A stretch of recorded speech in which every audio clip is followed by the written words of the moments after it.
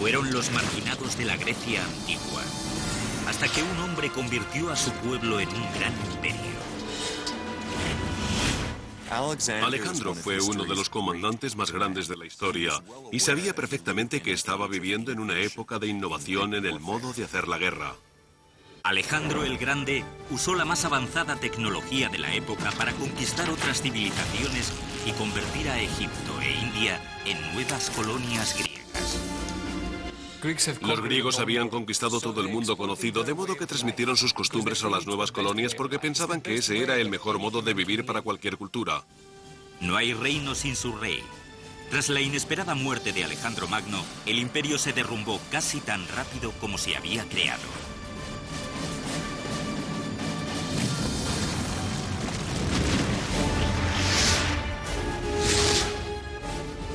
La construcción de un imperio, la Grecia de Alejandro Magno. Durante las décadas sucesivas a la rendición de Atenas, Esparta y Tebas compitieron por conseguir el dominio de Grecia.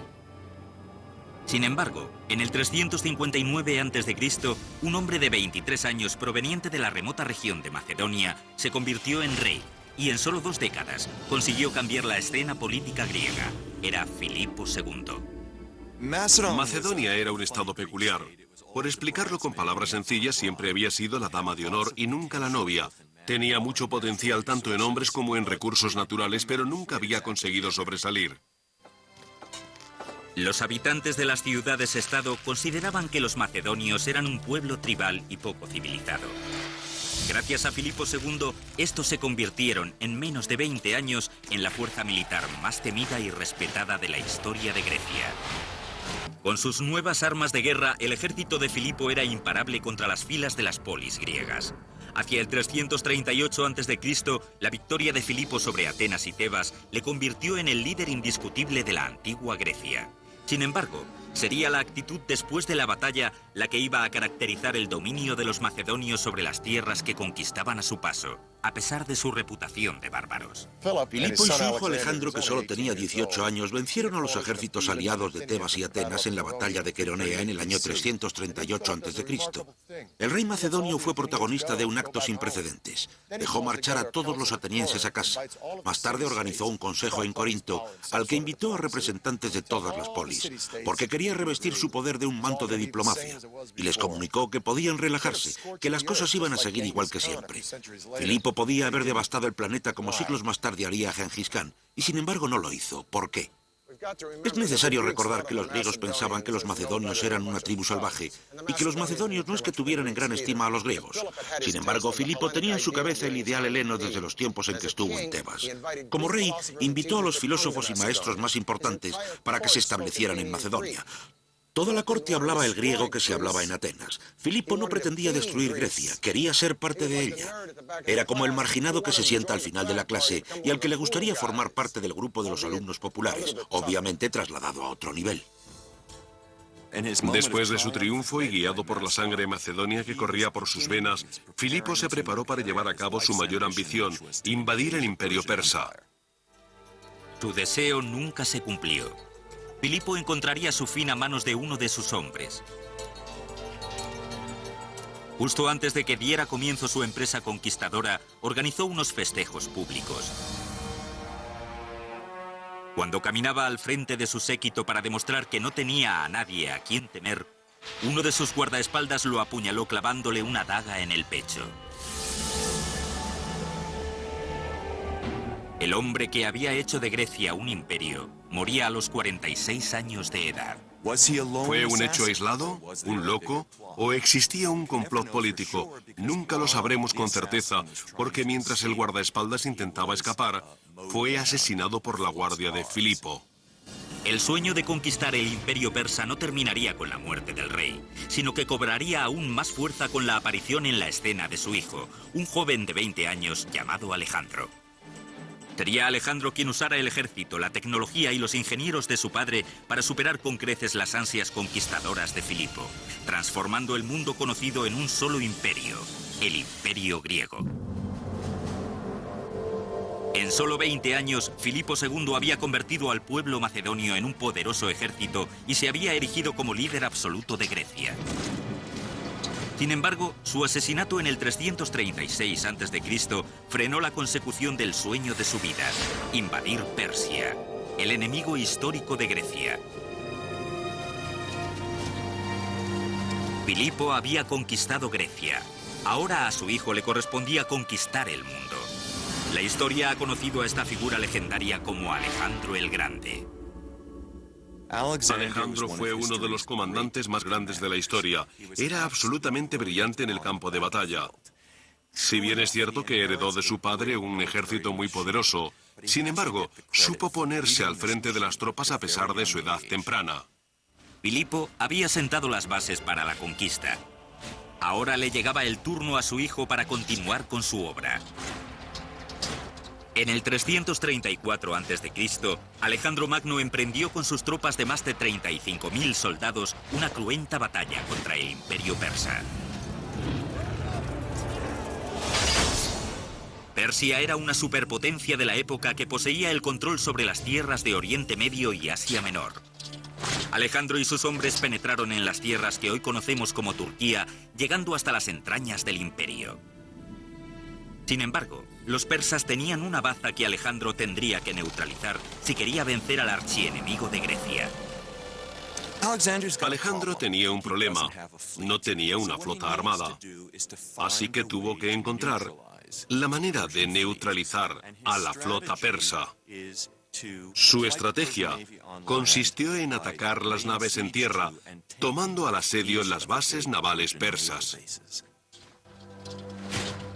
Alejandro continuó avanzando hacia el sur a lo largo de la costa mediterránea, tomando ciudades y puestos militares que se resistían a su dominio. Alejandro siguió su andadura hacia tierras palestinas. Con más confianza que nunca, el objetivo del macedonio era conquistar uno de los mayores imperios que jamás ha conocido el mundo: Egipto. Sus impresionantes pirámides y sus colosales tumbas sin igual ejercían una fascinación especial sobre el joven Alejandro.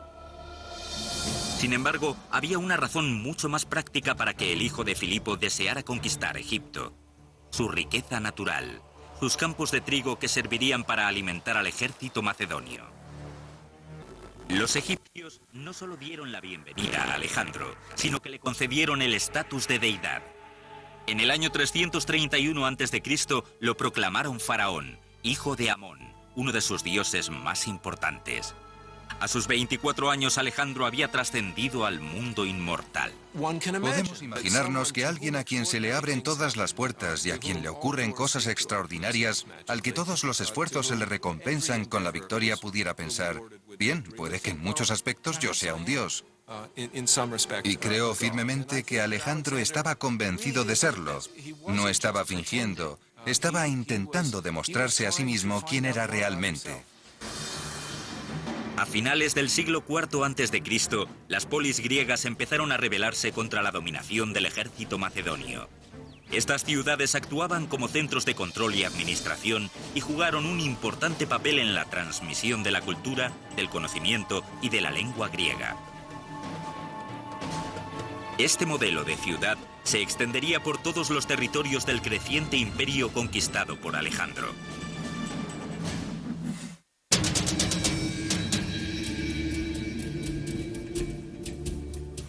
Hacia el año 325 a.C., Alejandro había extendido las fronteras de Grecia hasta 4.000 kilómetros por el oeste y hasta lo que hoy conocemos como India por el este. El ejército de Alejandro pudo ser una máquina mortal. Sin embargo, convirtió a Grecia en un nuevo imperio. La estrategia de Alejandro para gobernar las ciudades que conquistaba consistía en la asimilación.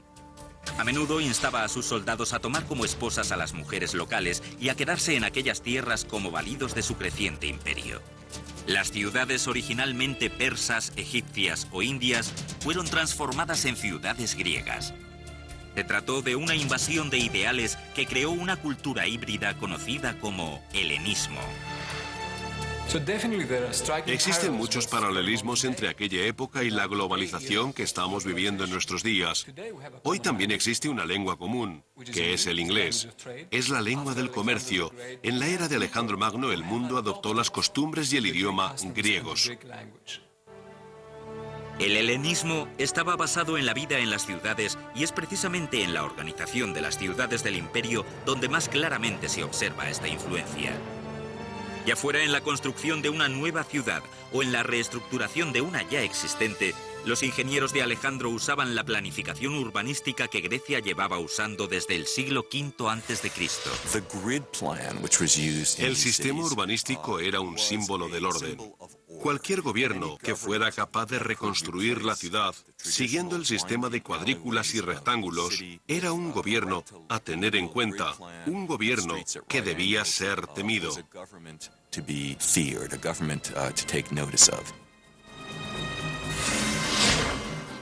Las campañas de Alejandro en Asia Menor llevarían a una nueva ordenación del mundo. Actualmente lo llamamos helenismo.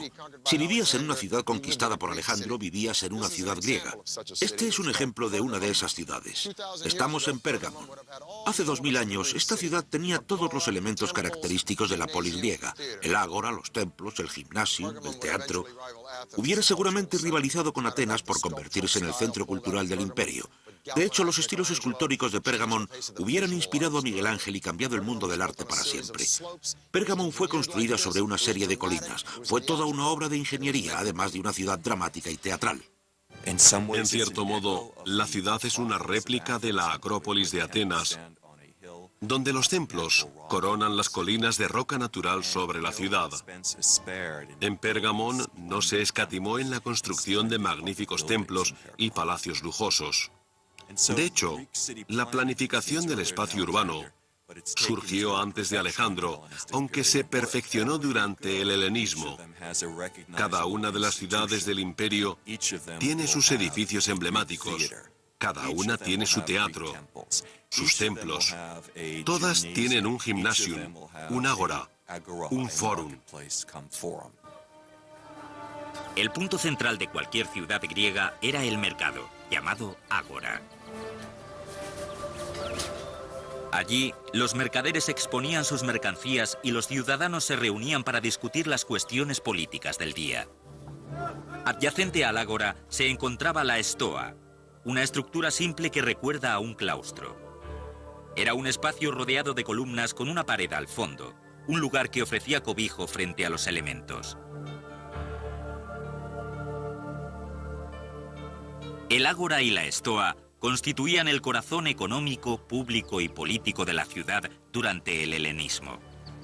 Sin embargo, la faceta cultural estaba hospedada en otra maravilla arquitectónica y uno de los lugares más importantes de las polis, el teatro. El teatro fue una invención de Atenas.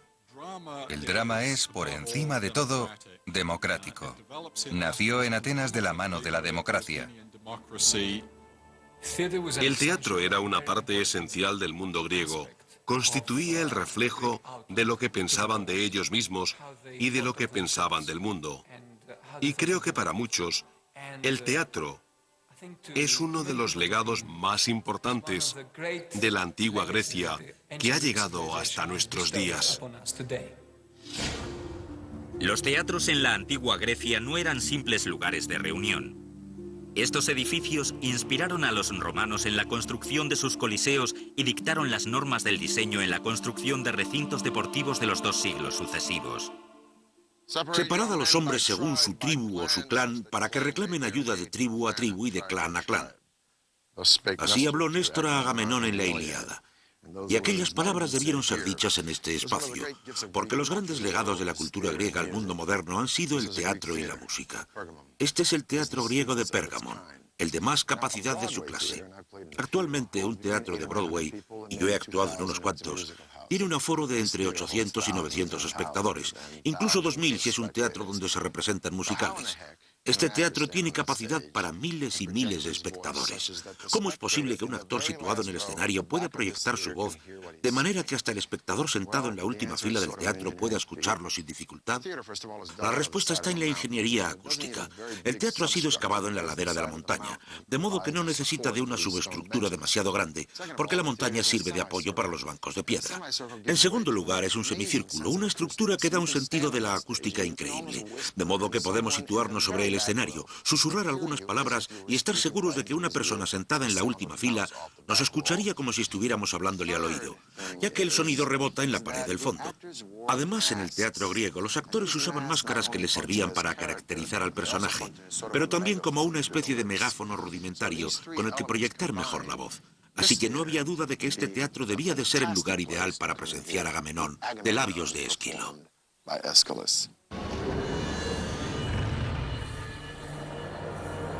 En solo 10 años, Alejandro dispuso el escenario para que la cultura griega dominara el mundo. Aunque todos los imperios y sus líderes llegan a su fin, Alejandro no fue la excepción. Tu muerte dio paso a reyes y reinos cuyas obras son consideradas como maravillas del mundo antiguo.